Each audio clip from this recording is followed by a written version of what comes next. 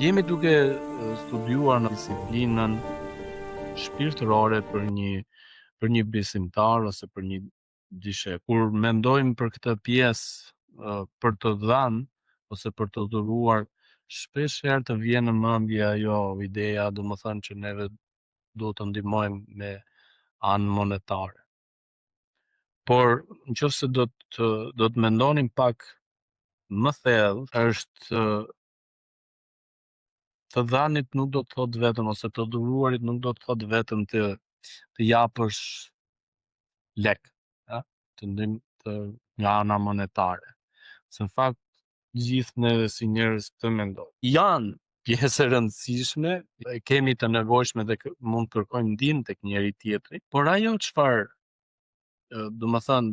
çfarë do të thotë të japësh, do të thotë edhe të japësh nga koha juaj. Ju ka ndodhur, besoj shpesh, që në momente të ndryshme, me njerëz të ndryshëm, nuk e keni se keni shumë qef që të dilni, ju merr në telefon, i fton për një kafe, të gjesh mënyra se si ti të ta shmangësh. Ju nuk kam kohë, ju jam pa qef, ku do di unë. Gjëra nga më të ndryshme, si për ta shmangur. Ose kur themi të dhurojmë, neve shpesh herë mendojmë vetëm dhe këtë. Është pjesë e rëndësishme, pjesë e jetës. Por ajo çfarë është më e rëndësishme është dhe koha që neve shpenzojmë me njëri tjetrin. Ndaj dhe ato fakt janë të lidhura që herën e kaluar neve folëm edhe për miqësinë të shpenzuarit për bashkë. Kur neve japim, Bibla në fakt thotë është bekim më shumë për atë që jep sesa për atë që merr. Po ta vesh re, këtu ka një të vërtetë, se njerëzit thonë, më jep mua ti pastaj shiko ti jam unë i gëzuar apo jo. Ose do gëzohem unë apo jo, apo do ta shijoj unë atë apo jo. Por në fakt është që Bibla thotë është bekim për atë që jep, sesa më shumë bekim për atë që jep sesa për atë që merr. Ti që merr ose unë që marr, mund të gëzohem për momentin, por është nevojë momentale, se përsëri do të kesh nevojë. Kurse ai që jep merr një lloj kënaqësie shpirtërore që neve nuk e përshkruajmë. Po të shikojmë edhe në fusha të tjera, kur ti bën diçka vetë me duart tuaja, ndjen një lloj kënaqësie, një lloj plotësie që ana materiale nuk do ta jep. Do thoni ju, është e rëndësishme. Po, është e rëndësishme. Por jo që të bëhet Zoti. Çfarë desha të them me këtë? Sot njerëz të ndryshëm që kanë arritur të gjitha këto, nuk kanë më asnjë lloj, nuk ndjejnë më asnjë lloj kënaqësi. Edhe aty arrin në ekstrem. Domethënë që bëjnë edhe vetvrasje, edhe kalojnë me mbi doza. Për shembull, një psikolog po thoshte edhe shpjegonte ky ishte psikolog italian. Edhe vura re që shumë psikologë italianë i mshonin kësaj, thoshte mos ja plotëso dëshirat të gjitha fëmijës, ose mos i ble më shumë se ç'duhet fëmijës. Madje njerëz tha prindërit shpenzojnë edhe i blejnë gjërat fëmijëve edhe për gjëra që ata kishte shku mendja. Dhe kur arrin në moshë, ti tha, në adoleshencë, është piku tha i fëmijës, thoshte ky psikologu, që ti tha do të fshirësh ato që ke mbjell. Pse tha? Sepse tha në momentin tha që ti ja ke plotësuar të gjitha, tha. Shumë prindër i kanë dëgjuar tha që thonë tha, fëmijët tha ky fëmia im nuk i pëlqen më asnjë gjë. Normal tha se nuk i pëlqen më asnjë gjë, tha sepse i ka arritur ato, tha pa shumë mund, pa shumë lodhje, pa shumë të kërkuar, edhe po ta vesh re, prindërit thotë që i blejnë gjëra fëmijëve që janë goxha të shtrenjta. Për shembull, këto makinat me bateri që kanë dalë në mod. Si babai, si nëna dalin me atë pulti me atë telekomandë dhe fëmia. Fëmia e vogël 1 vjeç e gjys, ai nuk e di çfarë është ajo lloj kënaqësie. 350.000 lekë, 500.000 lekë makina, vetëm për edhe ai sa mund ta përdori ai. se fëmia, domethënë unë që ka fëmijë vetë e di që aq e kanë qefin atë. Madje Vosiana e bën që i merr lodrat, ata lozin e nuk i ashtu më, i merr i fshe, mas një muaji e nxjerr prapë dhe ata kënaqen. Kështu që ajo loja atyre, mendja atyre është momentale. Edhe këto lloj dëshirash, domethënë materiale, janë momentale. Po kur ana shpirtërore mbushet, është diçka më e lartë, më e madhe, më e fuqishme. Neve lexuam tek 2 Korintasve, kapitulli 8, besoj që dhe ndërsa lexuam bashkë, besoj që e kuptuat se për ça do të flisnim sot. Pali i përgëzon Korintas, të paktën në këtë kapitull, dhe i thot, juve thot keni dhënë më shumë se sa ç'duhet, më shumë se sa ç'kishin. Ata ishte një periudhë që ata po kalonin, ishin të varfër. Të varfër kur neve kur themi të varfër, ata ishin me të vërtetë të varfër sepse kishin raste që nuk kishin të hanin nga vakti në vakt. Edhe ushqimi i tyre arrinin deri aty sa ata merrshin grurin, nëse mbani mend historinë me Ruthi. Nëse do lexosh nga Ruthi, ata e merrnin grurin, e mblishin me korrin me dorë, edhe grurin pastaj që çfarë ndodhte? Edhe Zoti na thot neve, të tregoj pak një histori të shkurtër, që edhe Zoti thot që mos e mblidh të gjithë grurin në lam, ato kallin që bjen. Këta që ishin shumë të pasur, punësonin njerëz, domethënë që të mblishin kallin, por i jepshin si pagesë kallin, shumicën e tyre. Edhe Zoti thot pse? Sepse thot do të vi dikush thot që nuk ka, edhe do të ushqet. Dhe çfarë bënin? Kokrat, këto kallinjt e grurit që i merrnin, i shpërmoshtin dhe i piqnin me një kështu si tip tigane, si mund ta themi neve, që e mbanin në zjarr. Edhe me ato ushqesh. Edhe ishin të kënaqur, të gëzuar që arritën që të kishin një vakt ushqim. Edhe kjo ndodh pikërisht tek kur Pali i thot Korintasve, thot ju dhat më shumë. E dini, me shumë dëshirë dhe me shumë zëng. Madje atu tek kapitulli 8, ju edhe këmbgulët për të dhënë. Edhe nuk pranuat si përgjigje, nuk pranuat jo. Më thënë, jo nuk e marr, jo nuk e dua. Keni vënë re këto nana tona plakat, më thënë, kur veten në shtëpi, ose do hash dhe një gjë tjetër ekstra, që nuk është dhe aty në tavolinë, to gjyshet në fakt, do e shikojnë tavolinën që janë të gjitha, po kështu pse nuk nxorret atë që nuk është në tavolinë? S'ka në shtëpi, po atë pse nuk e nxorret? Duhet nxjerrësh dhe atë, jepi ta provoj dhe një çik atë.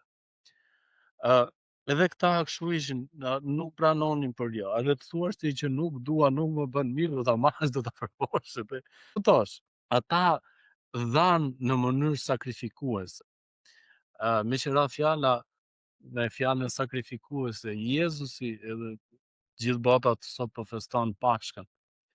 Jezusi dha në mënyrë sakrifikuese, dha jetën e tij. Shumë vargje edhe Pali e përmend këtu te kapitulli 9, 2 Korintasve, thotë, ai ishte i pastër dhe u zgjodh të bëhej i varfër për ju, pra dha gjithçka. E thot gjithashtu edhe te Filipianët kapitulli 2. Ai ishte shumë lart, zgjodhe, uli veten e tij thot deri në vdekje, në mënyrë që neve të kemi jetën e përjetshme. Ata pra dha në mënyrë sakrifikuese, aty ku dha, derisa të dha. Nëse e mbani mend gjithashtu dhe atë ishte në momentin në tempull me Jezusin, që të gjithë po jepshin ata farisenë që mblishin ato monedhat e tyre dhe i hidhen te koshi, tek ajo shporta, atë bënin rring, sa më shumë zhurmë të banin, aq më shumë të pasur ishin. Ndërkohë, aty shkoi, nëse e mbani mend, një zonjë edhe hodhi vetëm një monedhë, e bëri tring. Edhe Jezusi tha, ajo tha ka dhënë më shumë tha nga të gjithë ata, sepse ata kanë dhënë tha nga tepricat e tyre, ose ata që kanë menduar që kjo nuk më prish punë mua, nëse jap kaq lek. Por ajo dha gjithçka që kishte. Ata te Korintasit, Pali tregon që ata e dhanë me vullnet të lirë, domethënë jo në kuptimin të shtrënguar që i vun lakun te fyti, të detyruar, por që ishte diçka e lindur nga zemra. Edhe Jezusi këtë bërë, nëse e mbani mend momentin që Jezusi shkoi në mal dhe u lut dhe mori disa nga dishepujt e tij, dhe kur po lutej, thuhet në Bibël që ai filloi të djersiste gjatë, aq shumë e përjetonte atë agoninë, atë dhimbje, edhe tha, ai mund të kishte hequr dorë edhe të thoshte jo, nuk e bëj dot. O Zot, tha, nëse është e mundur, ti mund ta heqësh këtë, si thua, këtë kup nga unë. Por mbi të gjitha le të bëhet vullneti yt. Ata dhanë me këmbgulje, që është një pjesë shumë e rëndësishme. Edhe Pali e përmend pak dhe i thot, shkohet, unë desha që ju të vazhdoni ta provoni këtë, ta vazhdoni këtë lloj dëshire, këtë lloj nisme të mirë, jo për ne, po për veten tuaj, që të provoni që dashuria juaj për Zotin edhe për njerëzit është e sinqertë. Ka shumë lidhje, po ta mendosh edhe me farën, me shëmbëltyrën që Jezusi tregon, ajo fara që ra në gurishte, mbiu, lulëzoi për momentin, pastaj u tha. Fara që ra në ferishte dhe gjithashtu u rri, mbiu, por ferrat nuk e lejuan. Edhe ajo e fundit që dha shumë fish. Po pse ka lidhje? Sepse shumë njerëz e nisin bukur, e nisin mirë, e nisin me zell marrëdhënien me Zotin, rrugtimin me Zotin, jetën me Zotin, dhe pastaj gjatë rrugës lodhen, beniten, dobësohen, për arsye të ndryshme largohen nga Zoti. Prandaj dhe Pali po thot, vazhdojeni, thot, këtë, jo për ne, por vazhdojeni të qëndroni në Zotin. Neve siç jemi dëshmitar edhe vet, tani që kemi dalë në jetë vetë dhe i kemi vënë shpatullat jetës, edhe në kuptimin që i heqim hallet vetë, se kështu thoshin prindit, prit se s'ka rënë hallet, që i heqim hallet vetë, të gjitha jeta ka të papritura, jeta ka të panjohura që ne nuk i di. Periudhën ku jemi neve tani në këto momente me vujtet, me vështirësitë ekonomike që përballemi, kur shikojmë mbrapa edhe jemi ankuar edhe jemi ashtu, themi, sa mirë pas kim qenë dhe nuk e kemi ditur. Pali vazhdon edhe thot, pavarësisht vështirësive, qëndroni në Zot. Dhurimi ose të dhënit ose të japësh është një mënyrë adhurimi që neve i tregojmë Zotit, që jemi gjithmonë me Perëndin. Ata dhanë veten e tyre tek vargu 5 dhe jo vetëm vepruat si shpresoni, por ja dhanë veten më përpara Perëndisë dhe pastaj neve nëpërmjet vullnetit të Perëndisë. Pra, në radhë parë që të japësh dhe të futesh në këtë lloj rrugtimi, ti e unë së bashku duhet të japim veten Perëndisë. Janë të gjëra që sinqeriteti i besimit ton, i zgjedhjes, i rrugtimit ton është diçka që asnjëri prej nesh nuk e di. Domethënë, për njëri tjetër nuk mund ta tregojmë dot. Por është Perëndia që e dallon këtë gjë. Dhe sfida jonë është që ne t'ia kujtojmë njëri tjetrit që jeta është e shkurtër, edhe ne duhet të bëhemi të sinqert edhe të drejt, që të jemi në rregull me Zotin, sepse koha po kalon. Ashtu siç neve mund të, si themi ne, pendohemi për të kaluarën tonë, për sjelljen tonë, për qëndrimin tonë, që mund të themi asgjë nuk e bëra ndryshe. Kurse tani themi ka apo ikë. Nuk jemi më në atë pozitën që mund merrshim hapa ose mund të shpenzonim kohë për diçka tjetër, sepse tani ka edhe përgjegjësi të rritën, nuk është e njëjta më përgjegjësi. Është tjetër kur je pa familje, është tjetër kur je me familje. Pra ata dhan veten e tyre që ishte shumë e rëndësishme për të qëndruar me Perëndin. Ata treguan që të dhanit ishte një shenjë dashurie që tregoni për Zotin. Perëndia bekon dhënësit, atë që je. Prandaj dhe Perëndia thotë është bekim të japësh sesa më shumë bekim të japësh sesa të marrësh. Perëndia e do kënaqet me atë që jep i gëzuar. Perëndia siguron farën për mbjellësit. Pra nëse dikush e dëshiron ata me gjithë zemrën.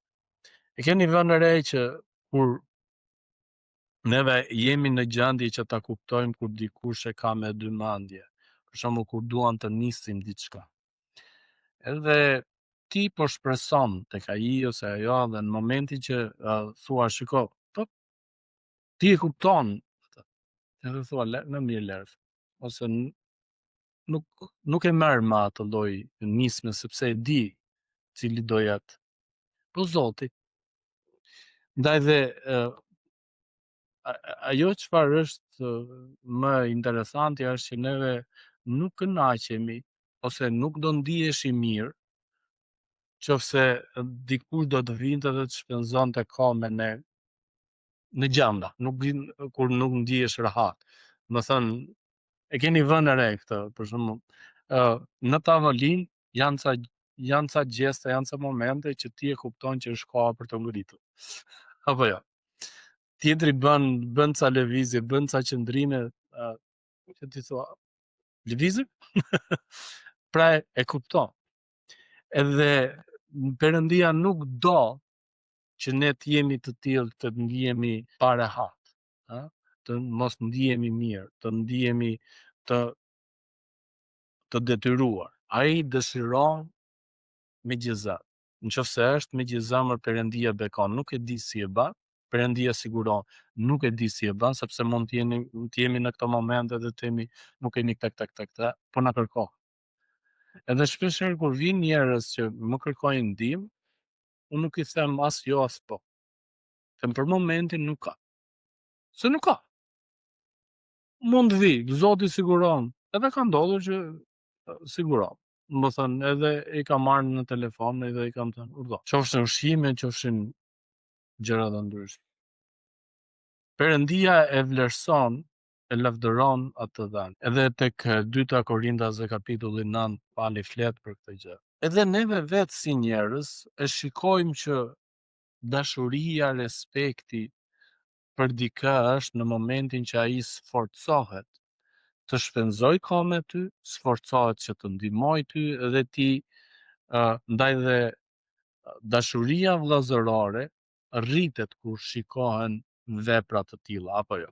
Ti e vlerëson, ti e ke respekt, mund edhe një thënie që pleqt përdorin është kej natë foli hako. Do të thënë ti mund mos e pëlqesh atë si person, nuk pëlqen. Por ama sjellja e tij dhe veprat e tij janë të tilla që janë drejta. Pra kej natë foli hako. Mos i hidh balt atje ku s'takon. Siç e dim, ka shumë mënyra për të dhënë. Ka për në para, në lek, ka në aftësi kur ti e ndihmon dikë që të mësoj diçka të re që ti nuk ai ose ajo nuk e di.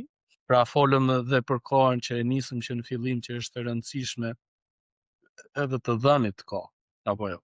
Prandaj ata njerëz që dinë të vlerësojnë them unë thon faleminderit dhe për kohën tënde. Neve themi faleminderit për kafe, që pagove, faleminderit dhe për kohë. Edhe unë i them faleminderit për kohën, ndërkohë që ka ndodhur që unë kam paguar. Po ti pagove, ç'a bara? Po koha është e rëndësishme, se ti mund zgjidhje, thjesht nuk do të qash drasat me një person, mund të mos kesh asgjë për të bërë, por thjesht nuk do.